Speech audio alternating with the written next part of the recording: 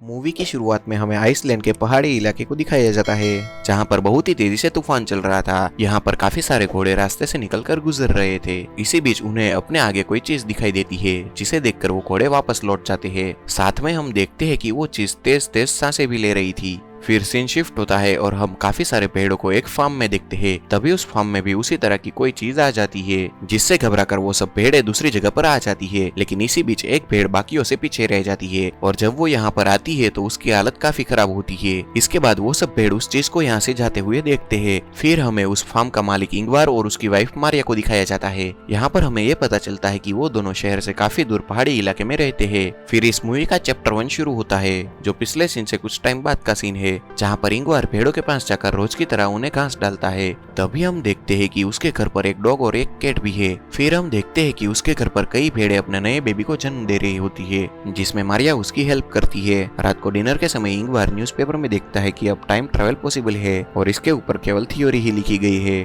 और इसी बीच उन दोनों की बातचीत के ऊपर से हम समझ पाते हैं कि वो दोनों काफी शांत है और उन दोनों में कुछ दूरियां भी है। फिर अगले दिन वो दोनों अपने फार्म में जाकर न्यू लैम्स की मार्किंग करना शुरू कर देते हैं, जिसमें मारिया बताती है कि इस बार नए बेबी ज्यादा बड़े हैं। दोनों बात ही कर रहे होते हैं, तभी अंदर एक भेड़ अपने बच्चे को जन्म देने वाली थी। वो दोनों जल्दी से उसके पास जाते हैं और इस बार जब वो दोनों नए फीमेल लैम को देखते हैं तो वो दोनों काफी हैरान हो जाते हैं, क्योंकि उसके सर के अलावा बाकी सब इंसानों के जैसा ही था, यानी कि वो एक हाइब्रिड लैम था। वो एक इंसान और भेड़ का कॉम्बिनेशन था। फिर वो दोनों डिसाइड करते हैं कि वो दोनों अब से उससे अपनी बेटी की तरह पालेंगे। इसके बाद मारिया उसे उसकी माँ से अलग करके अपने साथ घर में ले आती है और उसका अपनी सगी बेटी की तरह ध्यान रखने लगती है। मारिया उसे पाकर काफी खुश रहने लगी थी। फिर वो उस लैम का नाम एडा रखते हैं। फिर हमें पता चलता है कि एडा उनकी बेटी थी जो जन्म लेते ही मर गई थी और इसी वजह से वो दोनों में काफी दूरियां बढ़ गई थी। लेकिन अब नहीं, एडा यानी कि उस लैम के आ जाने से सब कुछ पहले जैसा ठीक हो गया था। मारिया और इंगवार को उसकी असली माँ से कोई फर्क नहीं पड़ता कि कैसे जब उसकी माँ से उसका बेटा छीन लिया जाए तो उसे कितना दर्द होता है। इसके बाद हम फार्म हाउस में उसी भेड़ को देखते हैं, जो कि अपने बच्चे को खोकर काफी दुखी थी और वो उसे आवाज लगा रही थी। अगले दिन जब मारिया उसके पास जाती है तो वो भेड़ मिमियाने लगती है। देखने में ऐसा लग रहा था कि जैसे वो अपने बच्चे को वापस लाने के लिए बोल रही थी।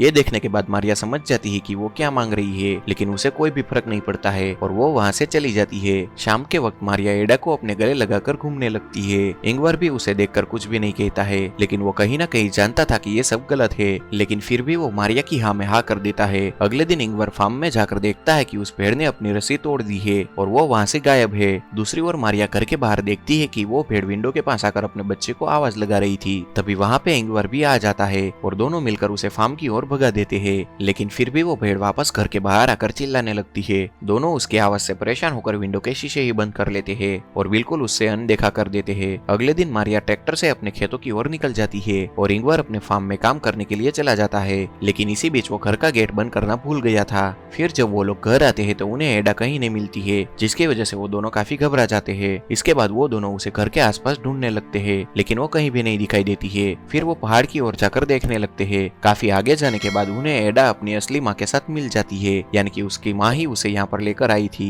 मारिया एडा को उठाती है और दोनों वापस घर की ओर जाने लगते हैं। साथ में ही वो भेड़ भी उसके पीछे आने लगती है। तब मारिया उस पर चिल्लाकर उसे भाग जाने के लिए कहती है। इसके बाद दोनों उसे घर लाकर सुला देते हैं और फिर यहीं से ही मूवी का चैप्टर 2 शुरू होता है और यह भी कुछ टाइम आगे की कहानी होती है, जहाँ पर मारिया अब एडा का और भी ज्यादा ख्याल रखने लगी थी। दूसरी ओर हमें कुछ लोगों को दिखाया जाता है जो कि गाड़ी के बोनेट में एक आदमी को पकड़ कर लाए थे और उसे इसी पहाड़ी इलाके में छोड़कर चले जाते हैं। इसके बाद वो आदमी इंगवार के घर की ओर आगे बढ़ने लगता है। इधर मारिया को रात में भेड़ों के डरावने सपने आने लगते हैं और जब उसकी आंख खुलती है तो वो भेड़ उसके घर के बाहर खड़ी होकर उसके बच्चे को आवाज लगा रही थी। ये देखकर मारिया काफी गुस्सा हो जाती है और फार्म हाउस में से गन लाकर उस भेड़ को शूट करके एक ही बार में खत्म कर देती है। इसके बाद वो उसे दूर खींचते हुए ले जाकर मिट्टी में कहीं दफना देती है। फिर उसे लगने लगता है कि अब वो भेड़ की आवाज उसे परेशान नहीं करेगी। इसी बीच हम उस आदमी को देखते हैं जिसने ये सब देख लिया था। वो आदमी रात में उसी के फार्म हाउस पर सो जाता है और सुबह होने पर उससे मिलने के लिए इंगवार वहाँ पर आता है। असल में वो इंगवार का भाई पीटर था, जो काफी दिनों के बाद उससे मिलने के लिए आया था। फिर इंगवार उसे खाने के लिए अपने घर पर ले जाता है। उनके साथ खाने पर एडा भी आती है, जिसे देखकर पीटर काफी ज्यादा हैरान हो जाता है।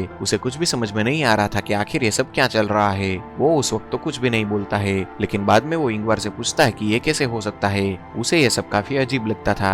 कि कोई कैसे एक लैम्प के साथ इतना घुल मिल कर रह सकता है, जिस पर इंगवार उसे बताता है कि ये हमारे लिए एक खुशी है। फिर पीटर उससे आगे कुछ भी पूछता है इससे पहले इंगवार उसे कह देता है कि तुम जब तक चाहो यहाँ पर रह सकते हो, लेकिन हमारी पर्सनल लाइफ में कभी इंटरफियर मत करना, जिस पर पीटर उससे हाँ कह देता है। अगले दिन वो इंगवार और मारिया के साथ मिलकर उसके खेतों में काम करवाता है, जहाँ पर मारिया उसके लिए कॉफी लाती है। तभी पीटर उसके साथ फ्लर्ट करने लगता है, लेकिन मारिया उसे ऐसा करने से मना करती है।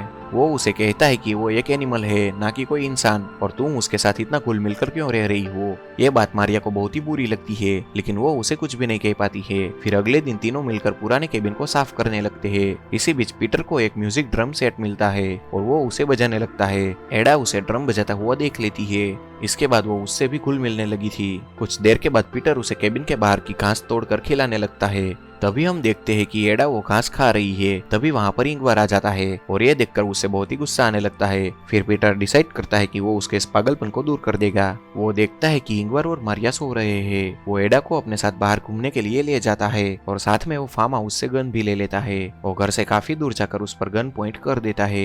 इधर जब मारिया उठती है तो उसे एडा वहाँ पर नहीं दिखाई देती है, जिसके बाद वो उसे घर में ढूंढने लगती है। तभी उसे एक जगह पर एडा पीटर की गोद में सोई हुई मिलती है, यानी कि पीटर उसे नहीं मार पाया था और उसने उसे आखिरकार एक्सेप्ट कर ही लिया था। फिर यहाँ से मूवी का चैप्टर 3 शुरू होता है। फिर हम देखते हैं कि मारिया एक जगह पर जाती है जहाँ पर 3 कब्र होती है, जिसमें से एक कब्र उसकी असली बेटी एडा की थी, जो कि बॉर्न होते टाइम ही मर गई थी। यहाँ पर दूसरी 2 कब्रें और भी थी और हो सकता है कि ये कब्र भी उसके 2 बाकी मरे हुए बच्चे की हो। अगले दिन पीटर अपने साथ एडा को ट्रैक्टर में बिठाकर फिशिंग के लिए ले जाता है। तभी घर में मारिया और इंगवार अकेले होते हैं। इधर पीटर एडा के साथ मिलकर एक लेक में फिशिंग करने लगता है। कुछ टाइम के बाद वो लोग घर पर वापस जा रहे होते हैं। तभी उसका ट्रैक्टर रास्ते में बंद हो जाता है। इसके बाद पीटर उसे वहीं पर छोड़कर एडा के साथ घर आ जाता है।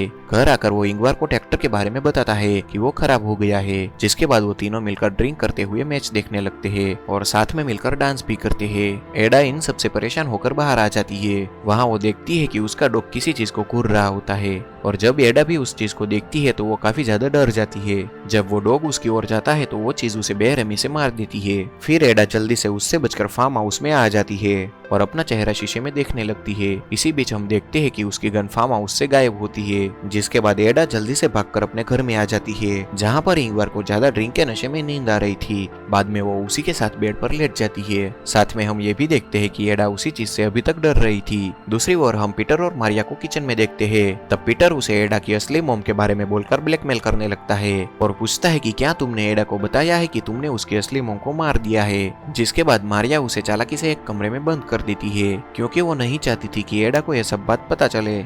इसी बीच हम देखते हैं कि उसके घर की कैट उसी चीज के डर की वजह से उसके घर से दूर रहने लगी थी। अगले दिन सुबह मारिया पीटर को उठाती है और उसे स्टैंड पर छोड़ने के लिए चली जाती है। वहाँ वो उसे बताती है कि एडा उसके लिए एक गिफ्ट है और इससे वो अपनी नई शुरुआत कर सकते हैं। इधर हम देखते हैं कि एडा इंगवार को ब्रेकफास्ट देती है और बाद में इंगवार उसे अपने साथ लेकर ट्रैक्टर की ओर जाने लगता है, जो कि रास्ते में खराब पड़ा हुआ था। दूसरी ओर मारिया पीटर को बस में बिठाकर वापस घर की ओर आने लगती है। इधर इंगवार एडा को रास्ते के बारे में बताने लगता है कि घर की तरफ वापस आने का रास्ता कौन सा है। फिर वो लोग ट्रैक्टर के पास जाकर उसे चालू करने की कोशिश करते हैं, लेकिन वो ट्रैक्टर चालू नहीं होता है। इसके बाद इंगवार एडा को लेकर लेक की ओर जाने लगता है। दूसरी ओर मारिया घर पहुंचती है, लेकिन वहाँ पर उसे दोनों में से कोई भी नहीं मिलता है और जैसे ही वो घर के बाहर चेक करने के लिए जाती है तो वहाँ पर उसे गन फायर की आवाज आती है। वो जल्दी से उस तरफ जाने लगती है। इधर हम देखते हैं कि इंगवार को किसी ने उसी की गन से शूट कर दिया था और हम देखते हैं कि ये फायर एक अजीब से भेड़ जैसे दिखने वाले इंसान ने किया था, जिसका सर भेड़ जैसा था और बाकी बॉडी इंसान जैसी, यानी कि दिखने में बिल्कुल वो एडा की तरह ही दिखता था। इसके बाद वो हाइब्रिड इंसान एडा को पकड़कर अपने साथ ले जाता है। फिर हम देखते हैं कि एडा इंगवार से दूर जाती हुई दुखी भी दिखाई देती है,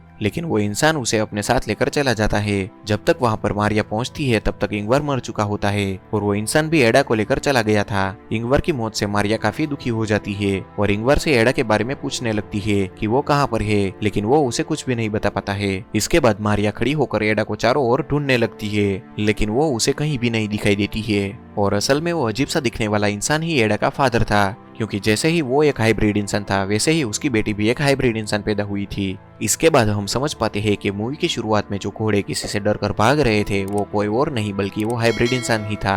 और इसी के साथ हमारी ये मूवी यहाँ पर खत्म होती है। तो दोस्तों, अगर आपको हमारी ये वीडियो अच्छी लगी हो तो प्लीज लाइक करें, शेयर करें और सब्सक्राइब करना बिल्कुल भी ना भूले।